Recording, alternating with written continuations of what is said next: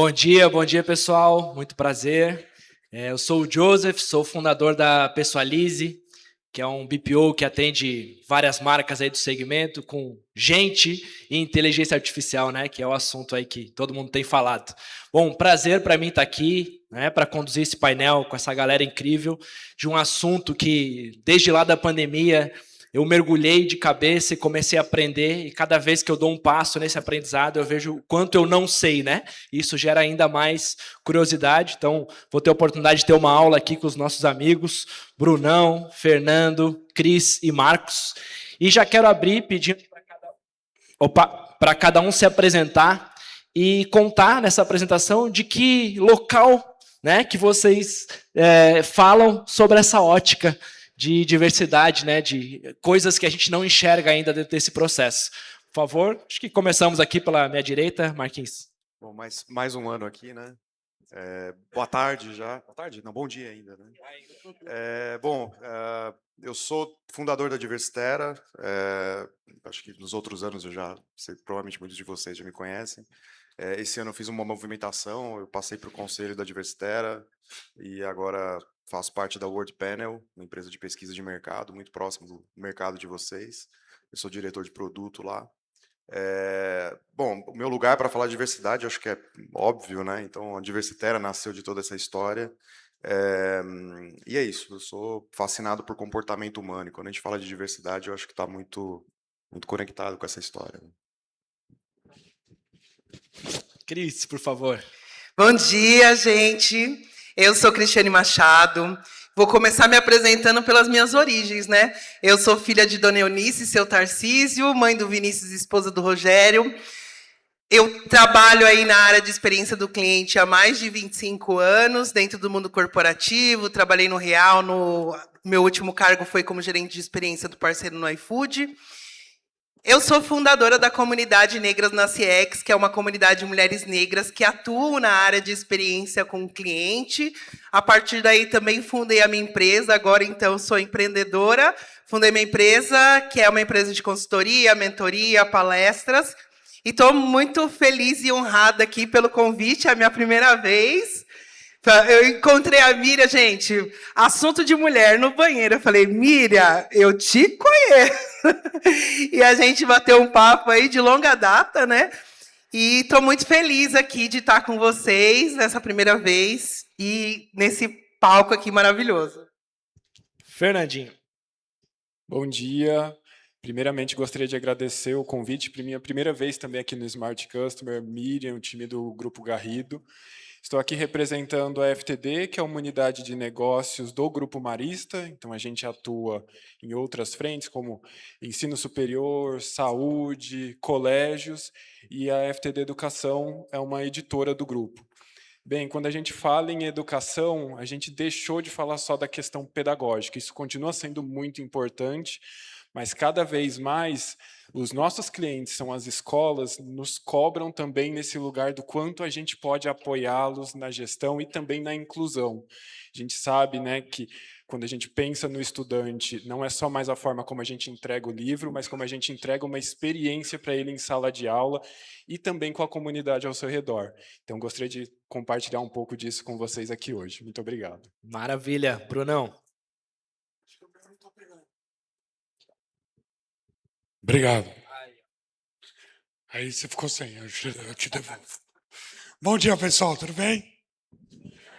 Miriam, pessoal, Joseph, meus amigos aqui, muito obrigado por esse nosso tempo juntos.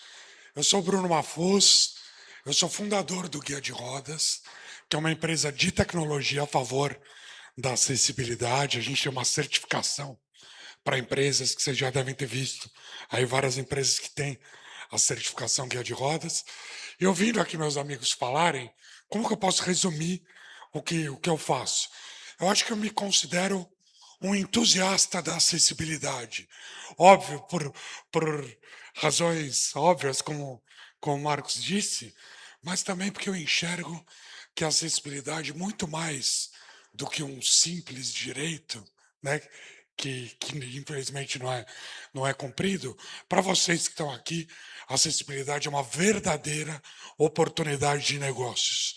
para a gente atender melhor nossos clientes internos, externos, fazer um mundo melhor. Enfim, a gente tem que pensar em acessibilidade sempre. Boa, Bruno. Aproveitando esse gancho, cara, a gente conversou bastante sobre, né? Hoje tu tem a certificação, que é algo fora a legislação. E eu gostaria que tu explorasse aquele paralelo de, tá bom, legalmente eu atendo tudo que é necessário. Qual que é a diferença dessa empresa que atende o que legalmente é necessário para aquela que realmente gera essa experiência para o cliente, né, para a pessoa com deficiência? Primeiro, eu queria desconfigurar uma percepção generalizada que muita gente tem e que eu também tinha. Muita gente, quando escuta a palavra acessibilidade, pensa logo nas pessoas com deficiência. Estou certo ou não? Sim. Se eu fosse um professor de uma prova e alguém me respondesse isso, eu não ia dizer que está errado, mas eu ia dar meio certo. Não está errado. Mas, se a gente for na origem, no significado, e olhar o que é a acessibilidade, a gente vai ver que ela está calcada em 3 pilares, que é conforto, segurança e autonomia. Isso é universal, é para todos. Então, primeiro essa premissa, agindo em acessibilidade, a gente está melhorando a experiência de todos os clientes, não só de quem tem alguma deficiência. A tua pergunta foi a diferença de norma? As empresas que atendem a norma para aquelas que fazem Perfeito. disso. Tu mesmo falou aí que isso pode Perfeito. ser um negócio, né? Pode ser uma Isso. oportunidade de negócio. Continuando com a visão escolar do exemplo que eu dei, né? Quem quer atender a norma é aquele aluno que quer tirar nota 5 ou nota 6 para passar de ano. Se a gente identificou que a acessibilidade beneficia a todos os nossos clientes, por que fazer o mínimo, pessoal? A norma é super importante, eu não estou desdenhando ela, de forma alguma. Ela é super importante para a gente determinar um piso. Mas se a gente só fala em exceder a experiência dos nossos clientes, a gente precisa tratar esse assunto diferente e ir além. É isso que a gente se propõe com a certificação Guia de Rodas. E às vezes esse piso da norma não é nem no 7, né? É no 2. Porque muitas vezes quem faz a norma não é a pessoa que tem aquela necessidade. Então ela está longe, ela faz a norma com base no que ela ouviu falar e não com o que ela sentiu, né? Então esse é um ponto também. Cris, explorando um pouquinho aqui o assunto contigo, quando a empresa não enxerga, né, essas pessoas diversas que estão invisíveis nessa jornada, na tua experiência lá, o que ela deixa, quais são os vieses e o que ela ganha, né, quando ela começa a enxergar esses vieses dentro da jornada do cliente?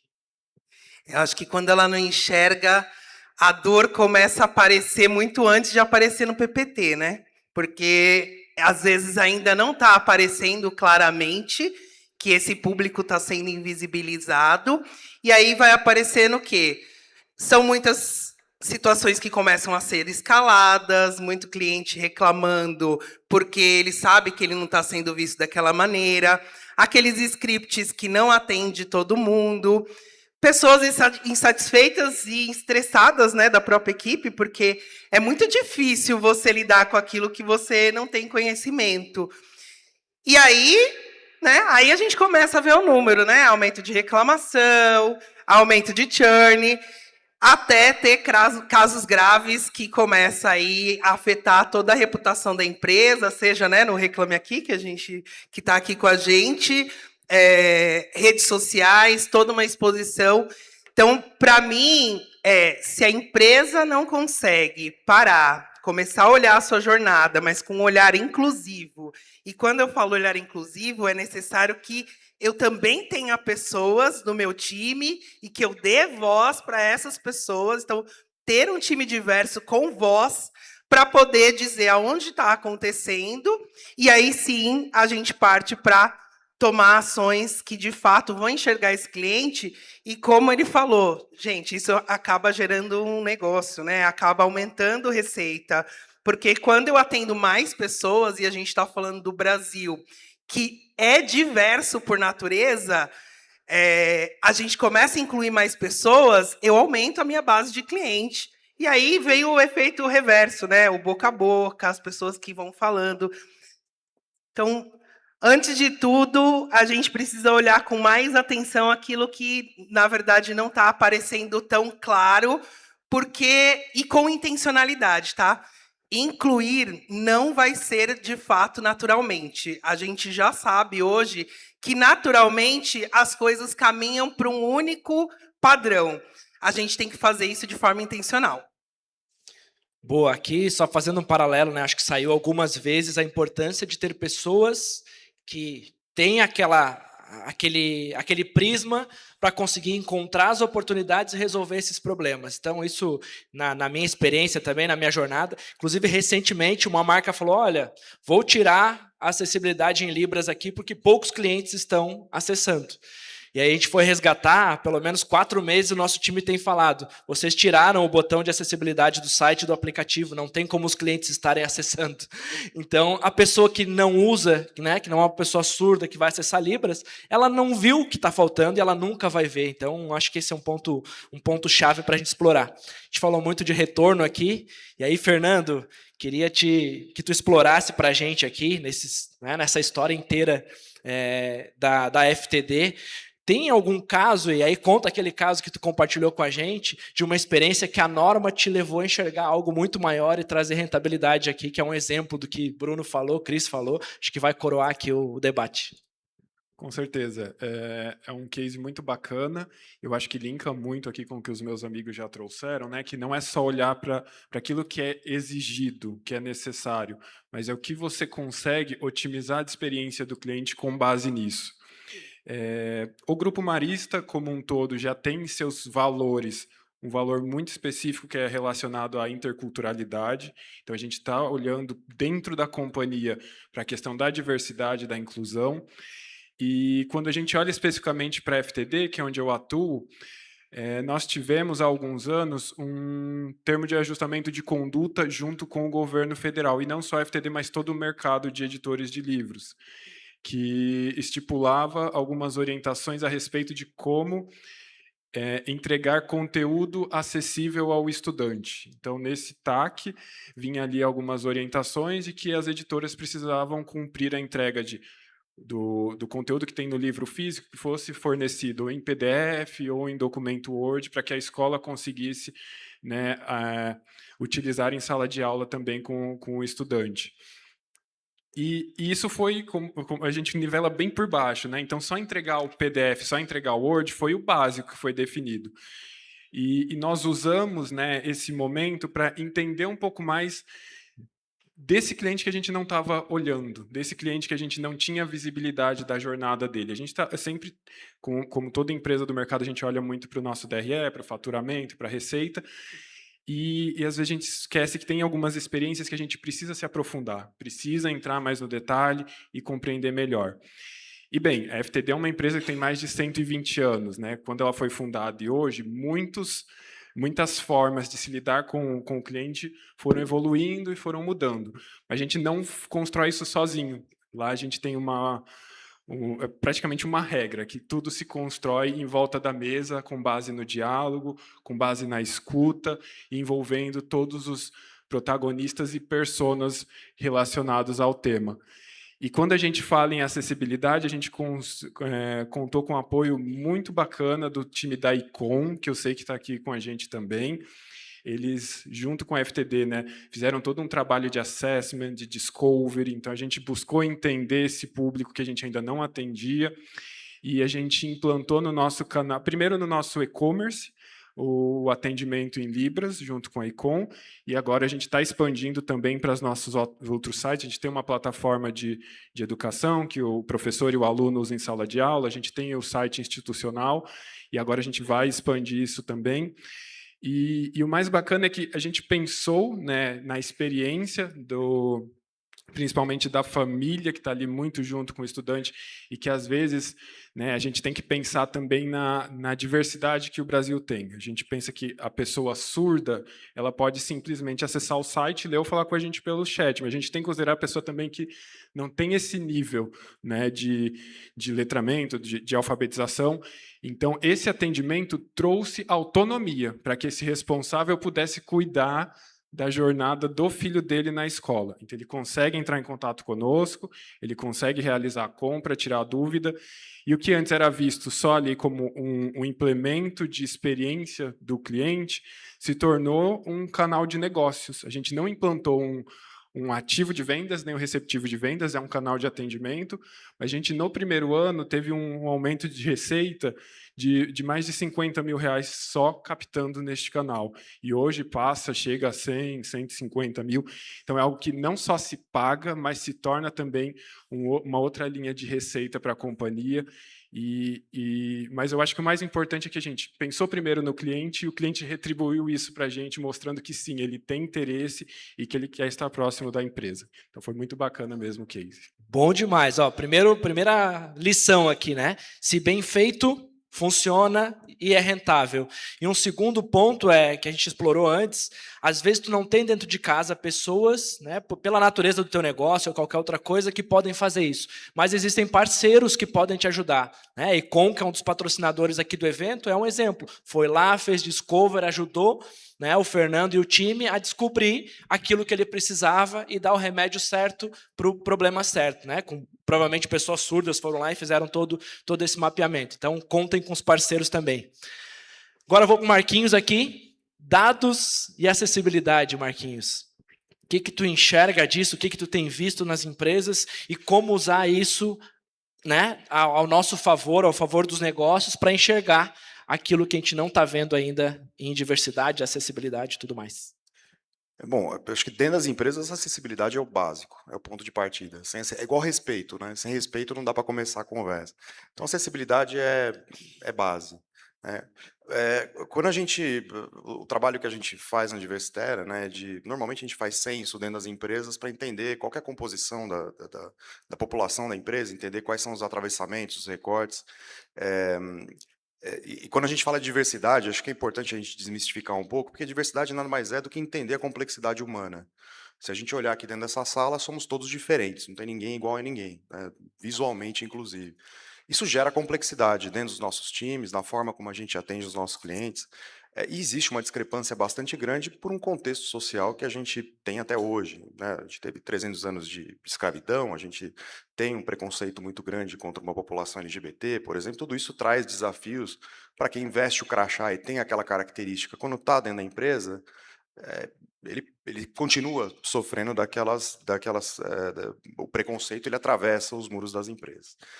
E nós, como líderes, eu acho que é importante entender essa complexidade humana, principalmente nesse segmento de atendimento ao cliente, de Customer Experience. Porque hoje todo mundo tem um celular na palma da mão. Hoje, diversidade passou a ser um atributo de risco na matriz de risco da empresa. A gente tem casos, e cada dia mais casos, de pessoas que saíram de um determinado atendimento ou saíram de uma empresa que publica no LinkedIn ou que publica em qualquer rede social, e a gente não tem controle do quanto isso vai reverberar, né, do quanto isso vai viralizar.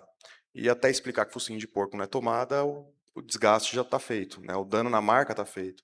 Então, o assunto ele atravessa um pouco a questão meramente ali humana do que é certo, né, que deveria ser o ponto de partida, mas também passa a ser um atributo de risco, cada vez mais importante.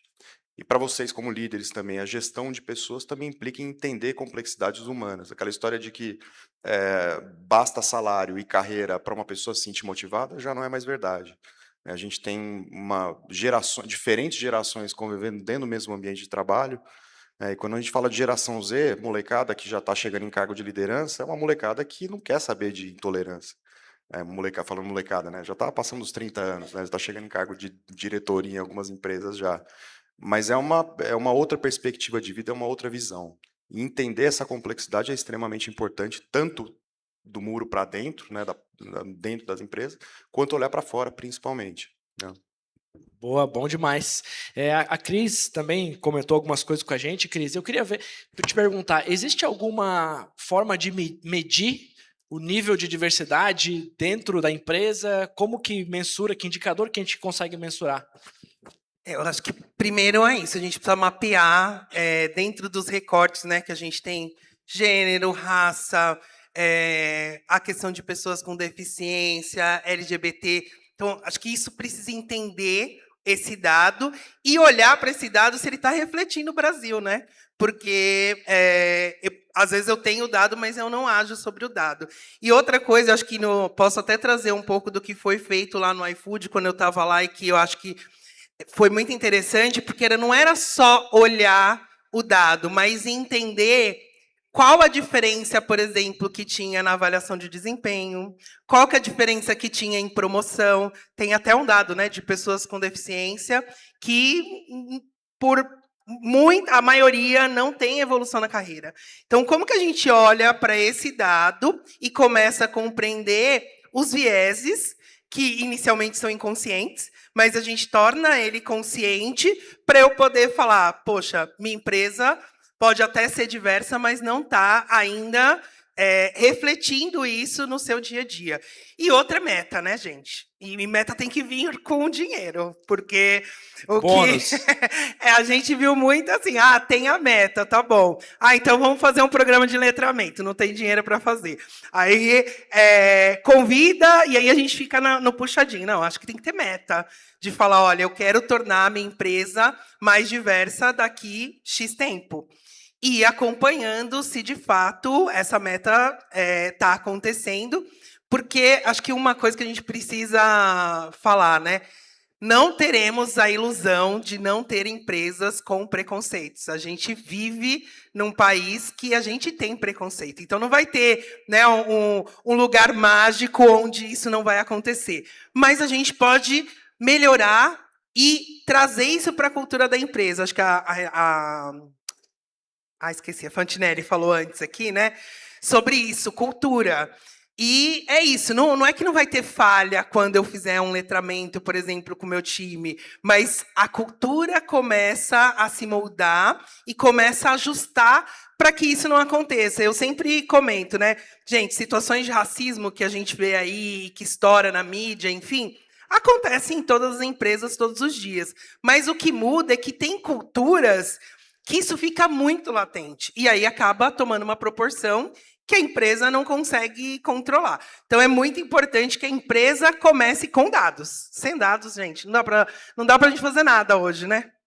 Não tem como, né?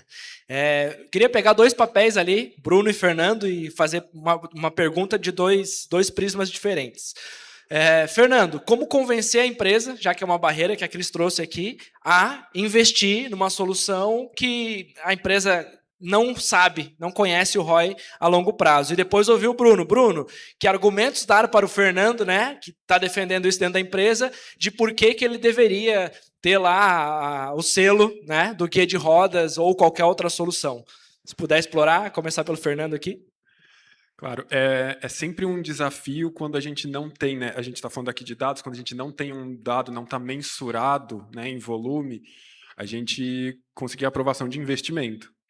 Então, primeiro existe toda essa estruturação, né? A gente tinha uma visibilidade, por exemplo, de dados como CSAT, NPS. Quando a gente foi quebrando por personas, a gente percebeu que o alinhamento ao TAC trouxe para a gente um volume de acionamentos relacionado ao tema de acessibilidade, mas que a gente não tinha um canal associado a isso. Então, o cliente tinha que se adaptar à realidade da empresa. Com isso, a gente conseguiu, com volume de chamados, que estão relacionadas a CSAT e NPS, a mostrar que temos aqui um gap.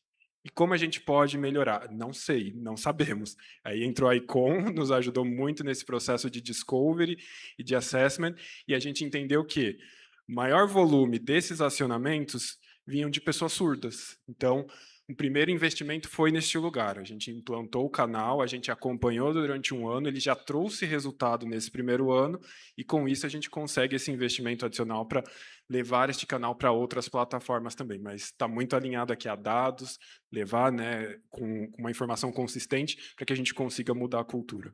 Boa. Brunão, por que sair do piso?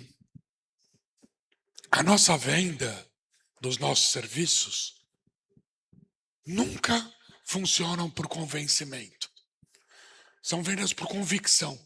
A gente mostra a razão, porque muita gente não convive de perto com alguém que tem alguma deficiência, mas tem um fator que eu tenho visto que tem aproximado muitas pessoas sem deficiência do universo da acessibilidade, que é o envelhecimento populacional. O ser humano não vai estar em suas plenas faculdades, no seu full potential, durante toda a vida. E é natural isso, seja por uma lesão temporária ou por uma condição permanente. Isso tem favorecido a nossa abordagem. Mas quem tem a cabeça de obrigação fará o mínimo e se satisfará com o mínimo.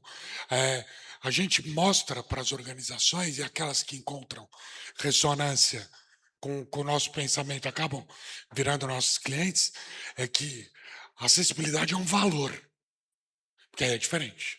Aí você não quer fazer o mínimo, aí você faz, mesmo quando não tem ninguém olhando, você faz porque está certo. E porque é uma coisa que você se compromete genuinamente. Tanto é que o nosso trabalho, um dos eixos da certificação Guia de Rodas, é o comprometimento da liderança. Porque quem sou eu para chancelar algo se, por moto próprio, a empresa também não faz esse compromisso? Então, o nosso trabalho funciona dessa maneira. Muito bom. Marquinhos, e também, depois se alguém quiser comentar, né?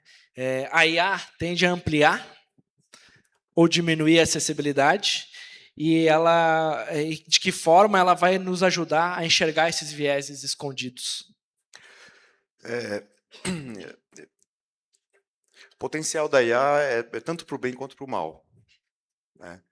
Principalmente no segmento de vocês, né? Quando a gente fala de IA, a estruturação da IA, o começo da IA é baseado no modelo treinado por pessoas, né? Para quem não sabe, os primeiros modelos treinados por Amazon, pelas Big Techs, eles contrataram centros de treinamento de dados em países da África, existem até hoje, inclusive. Então, os primeiros dados da IA que a gente tem hoje foram treinados por pessoas, e ainda uma boa parte da rotulagem desses dados ainda é feita por pessoas.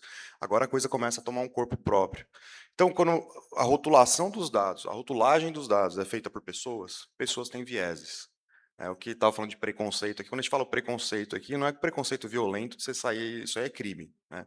Preconceito aqui, todos nós temos de alguma maneira, então a gente tem ali, ao longo da nossa vida, a gente tem um repertório ali, que é o que a gente tem, acerca de determinados assuntos. Então são pessoas treinando o modelo de IA. E a IA que a gente tem hoje, basicamente, é um modelo probabilístico, né? Você digita lá alguma coisa, um termo, e ela vai buscar probabilisticamente qual que é o termo que mais se assemelha. É assim que é a montagem da IA. Ela não prevê nada. Então, qual que é o risco disso? A IA que vocês estiverem usando estar baseada em vieses. Então, muito cuidado com isso, né? Na contratação de uma tecnologia, na avaliação de uma tecnologia, tragam isso para a mesa, né? Como que isso é tratado, como que isso é atenuado, né? Então, vale a pena. Ao mesmo tempo, entender a complexidade humana, que é aquilo que eu falei no começo, né, os diferentes marcadores sociais, são os consumidores. São consumidores que têm percepções também diferentes acerca do que é ofensivo e o que não é ofensivo. É o que está posto na sociedade, né? Então, usar a IA também e direcionar a IA para este entendimento de complexidade também passa por vocês. Então, tem um lado que é bastante perigoso, que é de manter os vieses, né, prolongar os vieses, e, por outro lado, tem um potencial muito grande, que é de conseguir atender melhor essas populações. Boa. Agora, uma pergunta final aqui, que na verdade é uma provocação para quem está aqui falando, caramba, eu preciso olhar para isso. Deve ter né, clientes, pessoas que eu não estou enxergando lá. E vão chegar amanhã querendo... Amanhã não, amanhã é sábado, né? Vão chegar segunda-feira querendo fazer alguma coisa. Em um minutinho, começando por ti, Cris. Que quem está aqui saiu com vontade, e a vontade nasce no CPF, né? O CPF sai daqui com vontade e precisa convencer o CNPJ. O que a pessoa precisa fazer segunda-feira para colocar em prática aqui e não deixar de enxergar talentos de pessoas negras, por exemplo, como tu me contou lá que tu viu bastante na tua jornada? Eu acho que o primeiro é isso, mensurar, né? Olhar para o seu time hoje e trazer um mapa da realidade. Entender hoje quais são os recortes e interseccionalidades que a gente tem dentro do time para começar a entender, então, o que ou onde eu vou começar a melhorar. Tem um dado da McKinsey que eles estão acompanhando por 15 anos a questão de diversidade, né? E empresas que são mais diversas têm 39% mais de valor de inovação. Então, assim, não é só... acho que a gente tem que falar, né? É também pelo propósito, mas é também por ampliar. Porque problemas complexos precisam ser resolvidos por pessoas diversas, de perspectivas diferentes. Muito bom. Fernando, tua dica para essa galera aí do que tu já passou. É muito importante quando a gente olha para a experiência do cliente que a gente sempre tem aquela questão do Pareto, né? 80-20. Então, eu vou resolver aqui os 20% de problema que resolvem de 80% da minha base. Mas a gente não pode esquecer daqueles outros 20%. Então, é importante que a gente olhe, porque ali pode estar uma fonte não só de clientes que vão divulgar, vão se fidelizar à sua marca e vão fazer essa propaganda boca a boca, mas que também já vão te trazer um resultado imediato. Então, sim, a gente prioriza, né, por ordem de valor ali, de demanda, a gente nunca pode esquecer que tem que deixar um espacinho para inovação, onde eu posso fazer diferente, porque inovação não é só tecnologia, é o que eu faço hoje que eu posso fazer diferente amanhã. Então, pensando também em incluir pessoas que hoje, talvez, na sua jornada estejam invisíveis. Manda, Brunão. Estou aqui pensando. É muito fácil para a gente falar de acessibilidade, porque é a nossa vida, né? Mas se eu pudesse deixar uma provocação para vocês, eu diria, no dia a dia de vocês, a cada nova iniciativa, a cada novo projeto, pensem o seguinte: isso que eu estou fazendo agora vai incluir mais gente ou vai excluir mais gente? Porque eu acho que o grande erro que existe com relação à acessibilidade é, no fim, quando está tudo bonitinho, vir alguém que teve uma grande ideia. Ixi, precisamos pensar em acessibilidade agora. Já está pronto. Se a gente inverter essa ótica e começarmos a pensar em acessibilidade antes de tudo que formos fazer, vamos ter produtos melhores, serviços melhores e clientes mais satisfeitos. É isso. Verdade verdadeira. Marquinhos, para fechar. Cara, começa a fazer. Né? O que você falou, CPF. Né? Começa pro CPF. Não tem receita pronta. Não existe uma receita pronta. Né? A gente está trazendo algumas informações aqui, mas começa a fazer. Né? Busca informação, tem muita informação.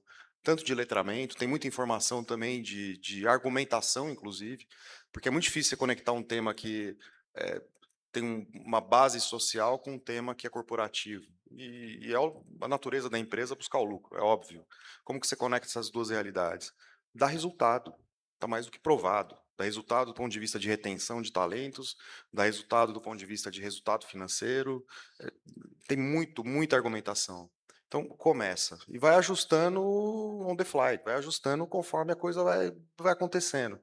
Não espera o ótimo, né? O ótimo nunca vai acontecer. Então, começa. Acho que esse é o ponto. Bom demais. Antes de abrir para as perguntas aqui, eu queria 2 pontos, né? Eu acho que esse começa é importante e uma dica que eu daria também é capte aliados. Né? Tem o CPF, arrume outros CPFs, geralmente de outras áreas, né? Porque a empresa toma decisão por camadas e por áreas. Arrumem, façam um time que vai levar isso junto contigo, vai defender em várias esferas dentro da empresa. E aí tem uma frase também que o Claudinho aqui, né? O meu Claude A frase é minha, porque o Cláudio é meu, ele fez para mim, que eu achei incrível. Tá aqui, ó. A verdadeira experiência do cliente só existe quando todas as pessoas conseguem ser vistas, ouvidas, respeitadas e atendidas na sua singularidade. Não existe centralidade no cliente sem inclusão. Porrada, né? Gostei Boa, muito. Claudinha. Tá de parabéns, meu amigo. Pessoal, temos aí 9 minutinhos para perguntas, Miriamzinha? Sim, eu acho que uma ou duas, vamos ver, dependendo da resposta, se for rápida. Vamos ver quem quer fazer uma pergunta. Eu sempre convido vocês, quer dizer, sempre nos painéis que a gente tem tempo, né? Eles cumpriram o tempo. Muito obrigada, viu, para todos. Quem quer fazer uma pergunta para esta plenária maravilhosa aqui? Ninguém. Eles foram tão esclarecedores que ninguém... Quem dá mais? Ali! Muito bem, Arlon. Pega aqui, ó. Por favor, você leva lá para ele. Bom dia, prazer. Sou Arlon Viçoso. Na verdade, assim, eu tenho a impressão, a perspectiva que o tema da inclusão, acessibilidade, vinha numa trend positiva, crescendo, aumentando, as empresas adotando isso. E eu tenho uma impressão que faz mais ou menos 1 ano e meio, isso parece que está dando alguns passos para trás. Queria saber se vocês compartilham dessa impressão, se sim, por quê? Alguém se habilita aí? Acho que deu uma esfriada. Minha percepção tem alguns pontos, tá? Acho que a gente tem a questão política mesmo, né? Tem ali a eleição do Trump e vem essa mudança ali, o movimento anti-woke contra essas pautas que são consideradas identitárias. Por um outro lado, a gente também tem a IA. Então, muito investimento, muito está se olhando agora para a tecnologia. Eu tenho a sensação que a gente está voltando aos poucos, porque, de qualquer forma, não é um assunto que dá para ignorar. É o que ele falou, a geração nova já foi criada com essa mentalidade, e mesmo a gente, né, eu sou da X, mesmo sendo da geração antiga, a gente passou a viver num mundo com mais respeito. Então, a gente não aceita algumas coisas que aceitávamos antes. Então, não dá, eu acho que assim, mudou, acho que teve o hype, agora diminuiu, mas não é, quando a gente fala de experiência, isso daí vai sempre entrar, porque a gente precisa, né? Faz parte da nossa geração hoje. Alguém mais? Acho que o que aconteceu, um backlash aconteceu, sem dúvida, né? Eu acho que vale só desmistificar algumas questões, né, que foram trazidas do tipo, a Microsoft cortou toda a área de diversidade. Não. Na Microsoft eu conheço bem, a gente conhece bem, né? E eu fiquei obsessivo por isso, eu comecei a conversar com as pessoas, e não, cortaram 3 pessoas da área de diversidade, e aí um blog foi lá e pegou a informação e aplicou isso para toda... Mas que aconteceu uma desaceleração? Sim. Porém, aqui no Brasil a gente tem uma estrutura, inclusive legal, que dificilmente o retrocesso vai acontecer, né? O despertar das populações, né, a consciência de, né, aquilo que eu aceitava antes, cara, agora não é aceitável, né? Isso já abriu a caixa de Pandora ali, entendeu? O que aconteceu? Algumas empresas diminuíram o investimento, principalmente nos Estados Unidos, para falar, cara, olha, estou seguindo o que estão me falando aqui. Refletiu no Brasil? Refletiu, né? Então você vê investimento na parada LGBT, Meta, né, elas cortaram o investimento. Mas quando você olha para dentro, né, da porta para dentro, cara, segue. Mas já faz parte do DNA.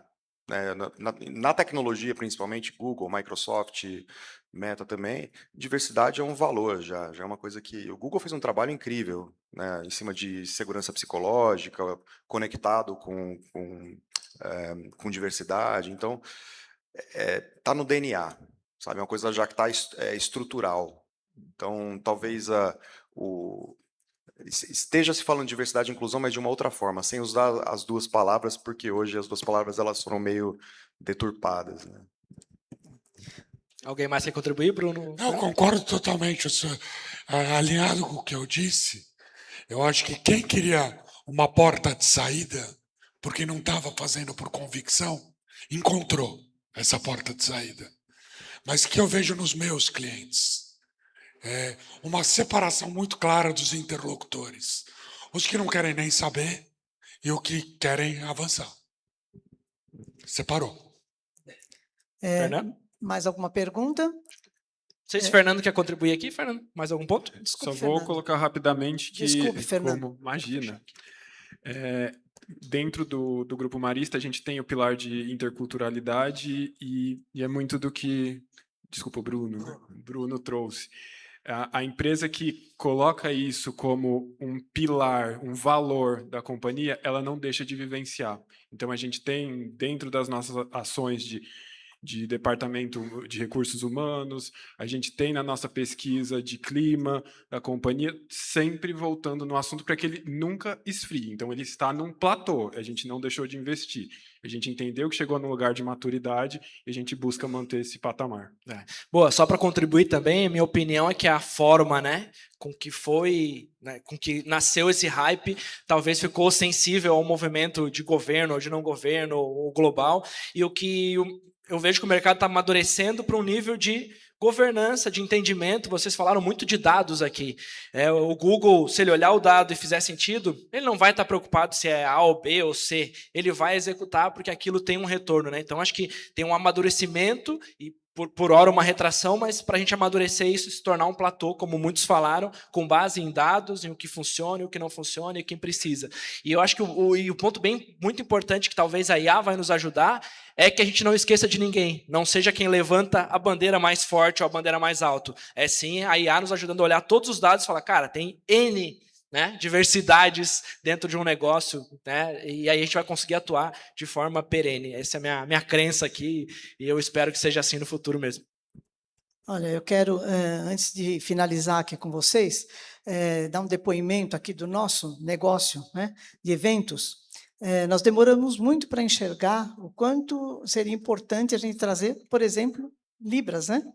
Começamos com o apoio do Joseph, porque nós não conhecíamos, não sabíamos como fazer, e já ouvi em várias plenárias aqui no Smart mesmo, olha, tem que começar. Bom, foi no primeiro ano quando a gente trouxe. E eu quero até aproveitar essa oportunidade e agradecer o pessoal de Libras, da ICOM, uma salva de palmas para vocês, estão fazendo um trabalho lindo aqui, e dizer que, assim, para mim, pessoalmente, é uma honra poder trazer nesse palco essa discussão, esse debate sobre o quanto é importante a diversidade e a inclusão, com pessoas tão sábias nesse aspecto, porque a gente precisa aprender mais, precisa olhar mais para isso, e nós não sabemos, né? Estamos aprendendo com vocês. Então, muito obrigada pelo ensinamento e uma salva de palmas, porque foi lindo esse painel, gente. Muito obrigada. Obrigada pela mediação. Muito obrigado, Joseph. pessoal. Bom almoço para todos e voltamos logo, né, Mirezinha?